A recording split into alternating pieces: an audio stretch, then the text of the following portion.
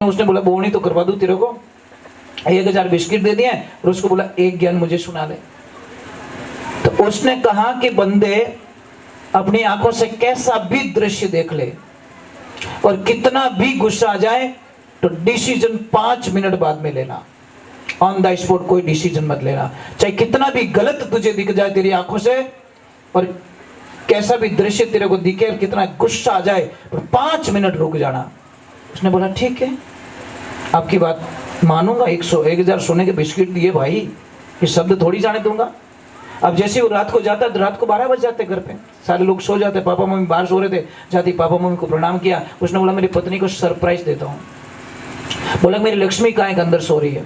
जैसे ही गया दरवाजा खोला, लाइट चालू की तो जैसे ही देखा तो उसके पास में कोई पैंट पहना हुआ, टी शर्ट पहना हुआ, टोपी वाला कोई सो रहा है एक पलंग पे। उसको इतना गुस्सा आ गया पत्नी पे कि बड़ी खराब निकली है। तो मैंने सोचा मैं सरप्राइज दूंगा। महाराज तलवार पड़ी थी, उसने तलवार निकाल दी और जैसे ही चलाने की तैयारी हुई सौदागर की बात याद आ गई कि कितना दृश्य खराब देख ले और कितने भी भयंकर गुस्सा आ जाए 2 मिनट 5 मिनट रुक जाना। तो उसने बोला 5 मिनट रुक जाते।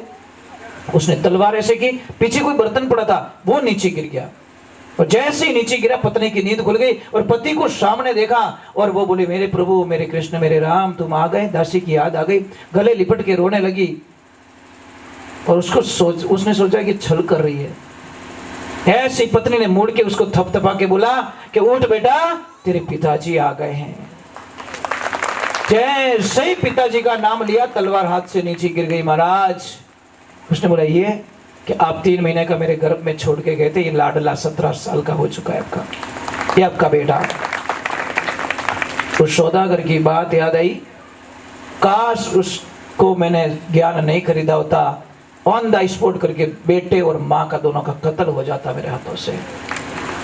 तो कौन कहता है सत्संग में गया हुआ व्यक्ति कभी खाली जाता है?